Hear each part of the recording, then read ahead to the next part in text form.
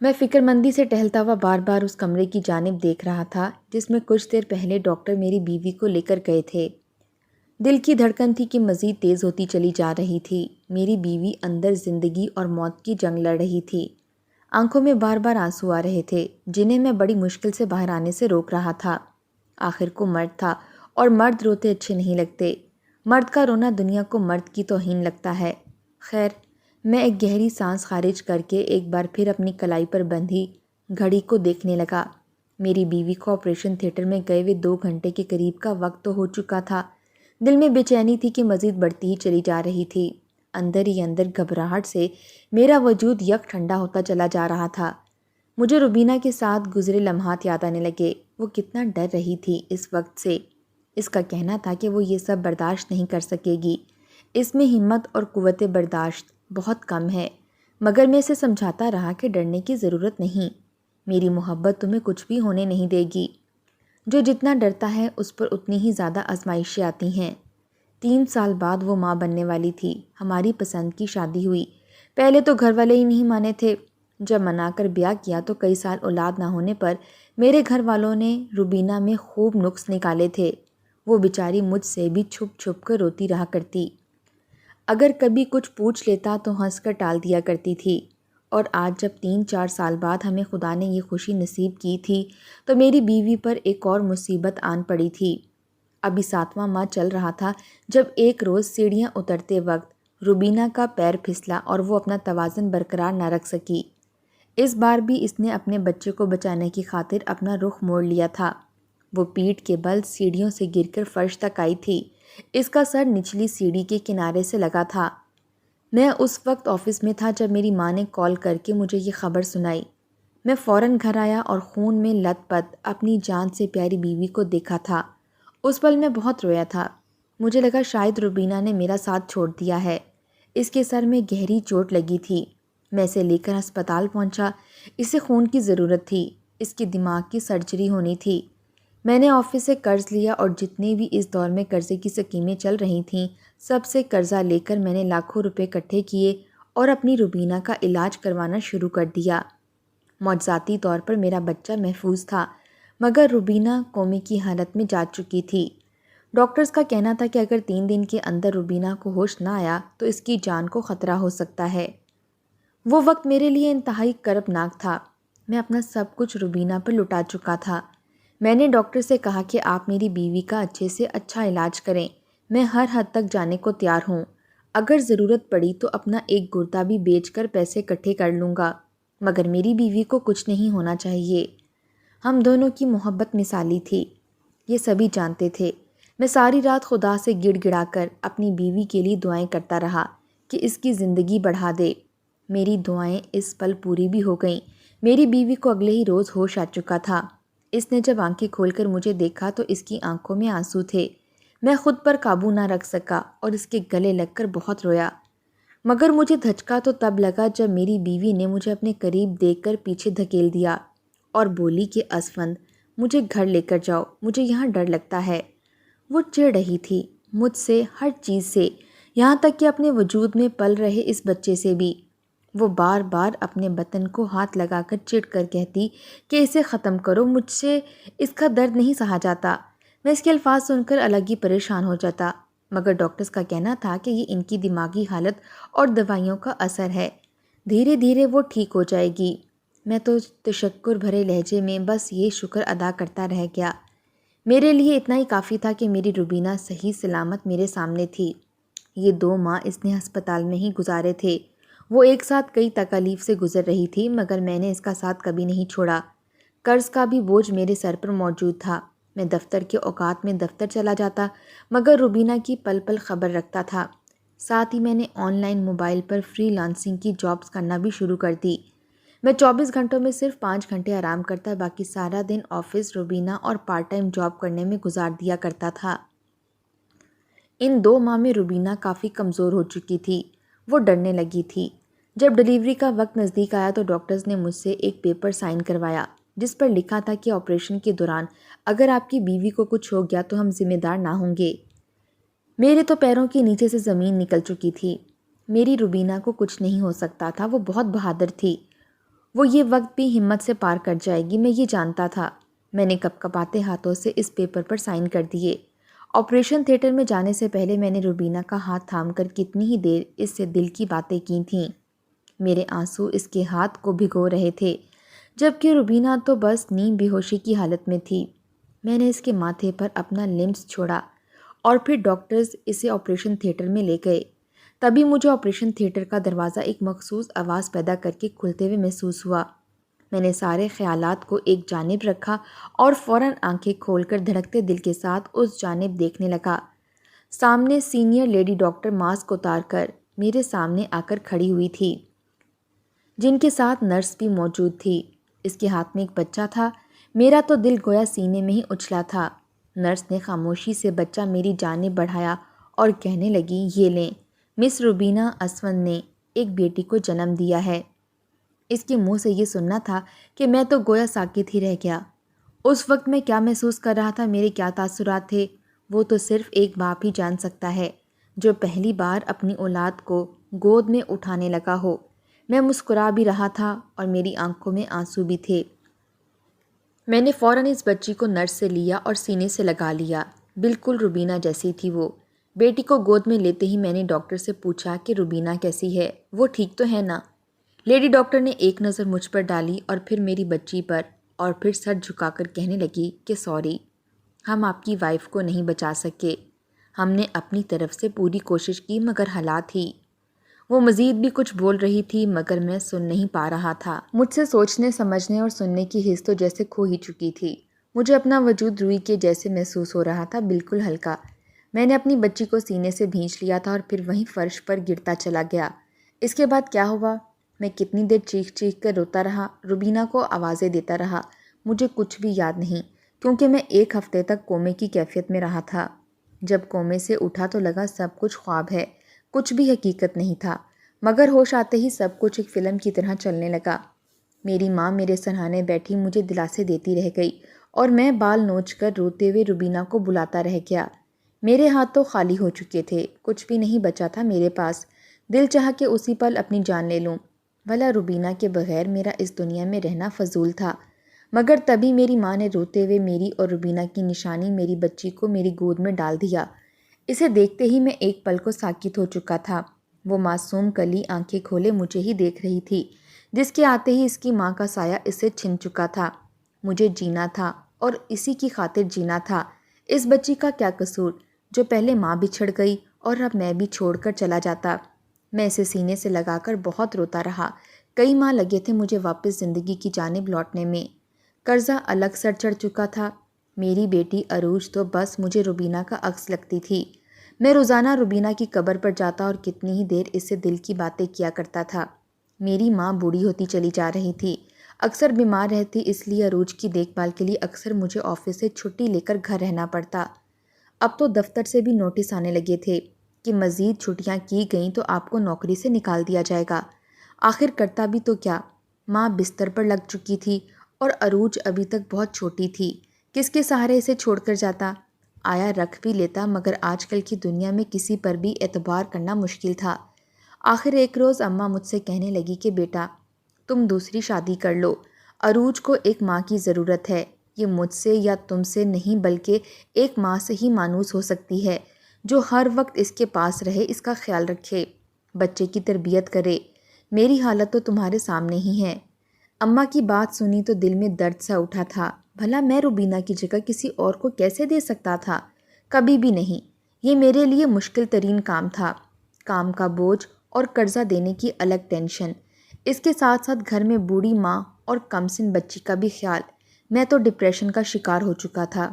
ایک روز جب کام سے گھر واپس آیا تو مجھے عروج کے رونے کی آواز آ رہی تھی۔ اس کے رونے میں اتنا درد ہوتا تھا کہ مجھے روبینہ کا رونا یاد آ جاتا تھا۔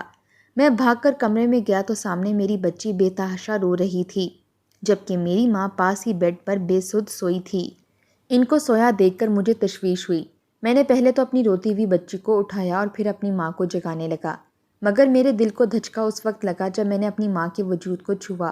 وہ تو بالکل ہی ٹھنڈی پڑ چکی تھیں، لگتا تھا جیسے وہ پتھر کی بن چکی ہوں۔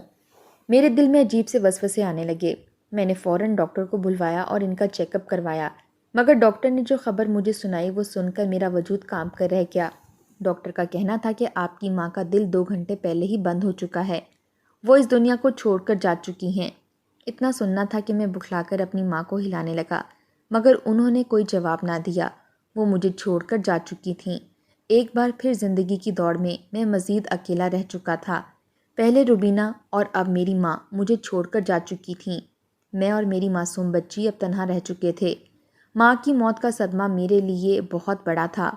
کچھ دن تو یوں ہی گزرے، مگر اب مجھے اپنے کام کے ساتھ ساتھ عروج کی بھی دیکھ بھال کرنی پڑتی تھی۔ آخر کار دل پر پتھر رکھتے ہوئے میں نے فیصلہ کر لیا کہ اب میں اپنی ماں کی بات مان ہی لوں۔ میں نے اپنے قریبی دوست سے رشتے کی بات کی کیونکہ اس کی امی رشتہ کروایا کرتی تھیں۔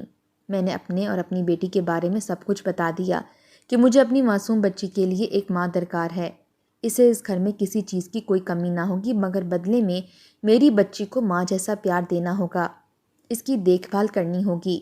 چند روز بعد آنٹی ہمارے لیے رشتہ لے کر آئیں۔ لڑکی کا تعلق ایک اچھے گھرانے سے تھا اور وہ متوسط طبقے سے تعلق رکھتی تھی۔ وہ طلاق یافتہ تھی، مگر مجھے اس میں کوئی دلچسپی نہ تھی کہ اس کی پہلی طلاق کس وجہ سے ہوئی۔ مجھے بس اپنی بچی کے لیے ایک ماں چاہیے تھی۔ میں نے فوراً ہاں کر دی اور پھر اگلے ہی روز سادگی سے نکاح کر کے اسے گھر لے آیا۔ وہ لڑکی انتہائی نرم گو اور اچھے اخلاق کی مالک تھی۔ اس نے گھر میں آتے ہی ساری ذمہ داریاں سنبھال لیں اور عروج کا بھی خیال رکھنے لگی۔ 2-3 دن تو میں گھر ہی رہا اور اسے عروج کے بارے میں سب کچھ سمجھاتا رہا۔ میں نے اسے پہلے دن ہی بتا دیا تھا کہ میرے دل میں روبینہ کے علاوہ کوئی عورت نہیں آ سکتی۔ مجھے محبت صرف اور صرف اپنی بیوی روبینہ سے تھی۔ تمہیں اس گھر میں ہر چیز ملے گی، مگر مجھ سے اس تعلق کو بڑھانے کی کوئی امید مت رکھنا۔ وہ مسکرا کر میری بات مان چکی تھی۔ وہ عروج کا بہت خیال رکھتی تھی اور وہ بھی چند ہی روز میں اس کے ساتھ مانوس ہو گئی، تو میں بھی بے فکر ہو کر اپنے کام پر لگ گیا۔ مجھے سارا پر یقین ہو چکا تھا کیونکہ میری بچی اس کے ساتھ خوش تھی۔ وقت یوں ہی گزرتا چلا گیا اور عروج بڑی ہو گئی۔ وہ 3 سال کی ہو چکی تھی اور ساری ہی اپنی ماں جیسی تھی۔ مجھے اس میں اپنی روبینہ کی جھلک دکھائی دیتی تھی۔ کاش وہ آج زندہ ہوتی اور میرے ساتھ ہوتی، ہماری زندگی خوشیوں سے آج بھری ہوئی ہوتی۔ مگر خیر، یہی تو دنیا کا قانون تھا۔ سارا نے مجھ سے کبھی بھی کسی چیز کی ڈیمانڈ نہیں کی تھی، نہ ہی وہ مجھ سے کسی چیز کی خواہش کرتی، مگر اس کے باوجود میں کبھی کبھار اس کے لیے کوئی تحفہ تحائف لے آیا کرتا۔ آخر کو وہ میری بچی کی ماں کی طرح دیکھ بھال کر رہی تھی۔ میں جب بھی گھر آتا تو زیادہ تر وقت عروج کے ساتھ ہی گزارا کرتا اور عروج کو اپنے پاس سلایا کرتا۔ سارا کو اکثر الگ کمرے میں ہی سونا پڑتا۔ ان 4 سالوں میں ایسا ہی تو ہوتا رہا تھا۔ عروج کی عمر اب اسکول جانے کی ہو چکی تھی۔ مجھے لگا کہ اب اسے اسکول میں داخل کروا دینا چاہیے، مگر وہ جانے سے منع کر دیتی، جیسا کہ بچے شروع میں کرتے ہیں۔ میں نے یہ کام بھی سارا کے ہی سپرد کر دیا کہ وہ اسے اسکول میں ڈال دے۔ مجھ پر ان دنوں کام کی ذمہ داری زیادہ تھی، اس لیے میں عروج پر زیادہ دھیان نہیں دے پا رہا تھا۔ اب سارا کا لب و لہجہ بھی کچھ تبدیل ہوتا جا چکا تھا۔ وہ اکثر عروج کے ساتھ تھوڑی سختی سے بھی پیش آ جایا کرتی تھی اور کہتی کہ اس عمر میں بچوں کو اگر سب کچھ دے دیا جائے تو وہ سر چڑھ جاتے ہیں، بچوں کو انکار بھی کرنا چاہیے تاکہ وہ اپنی حدود میں رہیں۔ مجھے اس بات میں کچھ غلط نہ لگا، اس لیے وہ جو کرتی تھی میں نے اسے کرنے دیا۔ خرچے بڑھ جانے کی وجہ سے مجھے اب آفس میں پارٹ ٹائم جاب بھی کرنا پڑتی، اس لیے میں صبح 9 بجے کا گھر سے جاتا اور 10 بجے تک گھر واپس آیا کرتا تھا۔ اب جب بھی میں عروج کے لیے کچھ چیزیں لاتا تو سارا فوراً بولتی کہ جتنی محبت آپ اپنی بیٹی سے کرتے ہیں اس میں سے کچھ حصہ ہمارے لیے بھی چھوڑ دیں، آخر ہم آپ کی بیوی ہیں۔ اس کی باتیں اپنی جگہ درست ہیں، مگر میں کیا کرتا؟ اتنے سال گزر جانے کے باوجود روبینہ کو بھولنا میرے لیے بالکل بھی آسان نہ تھا۔ وہ تو ہر وقت میرے حواسوں پر سوار رہا کرتی تھی۔ شاید یہی وجہ تھی کہ اتنے سالوں کے باوجود میں سارا کو اس کے حقوق نہیں دے پایا تھا۔ جب اسکول جانے کا وقت آتا تو عروج بہت رونے لگتی اور کہتی تھی کہ بابا اسکول بہت گندا ہے، میں وہاں نہیں جاؤں گی۔ وہ بہت رویا کرتی کہ ٹیچر مجھے بہت مارتی ہے، میں وہاں نہیں جاؤں گی۔ تبھی سارا فوراً کہنے لگتی کہ یہ سب تو بس اس کی اسکول نہ جانے کے بہانے ہیں۔ دھیرے دھیرے میں نے عروج سے اپنا دھیان ہٹا لیا کیونکہ وہ اب سارا کی ذمہ داری ہو چکی تھی۔ میں نے دیکھا تھا کہ وہ اب کافی چپ رہنے لگی تھی۔ میں اکثر گھر آتا تو وہ سو جایا کرتی اور صبح اٹھ کر تو وہ بیزار سی بیٹھی رو رہی ہوتی کہ اسکول نہیں جانا۔ اب تو میں بھی اکثر عروج کو ڈانٹ جاتا کہ تم اتنے عرصے سے اسکول جا رہی ہو، اس کے باوجود تم جانے سے منع کر دیتی ہو۔ مگر وہ ایک ہی بات کہتی کہ مجھے اسکول نہیں جانا، وہاں پر لوگ بہت گندے ہیں۔ مگر آج تو میں بھی پہلی بار اس کو بہت سخت لہجے میں جھڑک کر اسکول بھیج چکا تھا۔ اس نے گہری نظر مجھ پر ڈالی اور خاموشی سے گھر سے باہر چلی گئی۔ انہیں اسکول سے لینے کے لیے ایک وین آیا کرتی تھی جس میں وہ باقی بچوں کے ساتھ جایا کرتی تھی۔ میری بیوی گلی تک میری بچی کا پیچھا کرتی رہی اور جو ہی وین میں بیٹھتی تو وہ بھی گھر آ جاتی۔ میں نے اس وقت تو اس معاملے پر دھیان نہ دیا، مگر آج جو کچھ ہونے والا تھا اگر میں جان لیتا تو شاید اپنی بچی کو اسکول کبھی بھی نہ بھیجتا۔ وہ پورا دن میرے دل میں عجیب سی الجھن اور بے چینی رہی۔ شاید میں نے آج پہلی دفعہ عروج کو ڈانٹا تھا، اس لیے میرا تو کام میں دل بھی نہیں لگ رہا تھا۔ اس لیے سوچا کہ آج جلدی ہی چھٹی کر کے گھر چلا جاؤں گا۔ میرا خیال تھا کہ آج میں اسکول سے عروج کو خود لینے جاؤں گا اور اس کے لیے اس کی من پسند چیزیں بھی لوں گا، مگر راستے میں ٹریفک جام ہونے کی وجہ سے مجھے کافی دیر ہو گئی اور وہ وین میں بیٹھ کر ہی گھر کی جانب چلی گئی۔ میرا چونکہ دوسرا روڈ تھا اس لیے ٹریفک جام میں مجھے 2 گھنٹے لگ چکے تھے۔ میں جب گھر پہنچا تو یہ دیکھ کر میرے پیروں کے نیچے سے زمین نکل گئی۔ گھر کے گیٹ کے باہر عروج خون میں لت پت پڑی تھی۔ اس کا سفید یونیفارم خون سے بھرا پڑا تھا، اس کے بال بکھرے تھے۔ اسے اس حال میں دیکھ کر میں چلا اٹھا، اپنی موٹر سائیکل وہیں پھینکی اور بھاگتا ہوا عروج کے پاس آیا۔ میری بیوی بھی شور سن کر گھر سے باہر نکل چکی تھی۔ وہ اس وقت بخار میں مبتلا تھی، شاید اسی وجہ سے اسے ابھی تک عروج کا دھیان نہیں رہا تھا۔ اس نے جو ہی عروج کو خون میں لت پت دیکھا تو وہ گھبرا گئی اور گلی کی جانب بھاگنے لگی۔ میں نے ہڑبڑا کر عروج کو اٹھایا اور اپنی بیوی کے پیچھے جانے لگا، مگر وہ روتے ہوئے مشتعل ہو کر سامنے گھر میں پہنچی اور پھر ایک بڑا دروازہ کھول کر اندر بیٹھے شخص کو باہر لے کر آئی۔ وہ 18 سالہ نوجوان لڑکا تھا جو میری بیوی کو اور مجھے دیکھ کر بکھلا گیا تھا اور پھر بکھلا کر کہنے لگا، میں نے عروج کے ساتھ کچھ نہیں کیا، آپ لوگوں کو غلط فہمی ہوئی ہے۔ بکھلاہٹ میں وہ شخص سب کچھ خود ہی اگل چکا تھا۔ میں نے عروج کو زمین پر لٹایا اور اس شخص کو گریبان سے پکڑ کر اسے مارنے لگا۔ سارا اس لڑکے کا منہ نوچ کر بولی کہ یہی ہے وہ بدبخت شخص جس نے ہماری عروج کے ساتھ غلط کام کیا ہے۔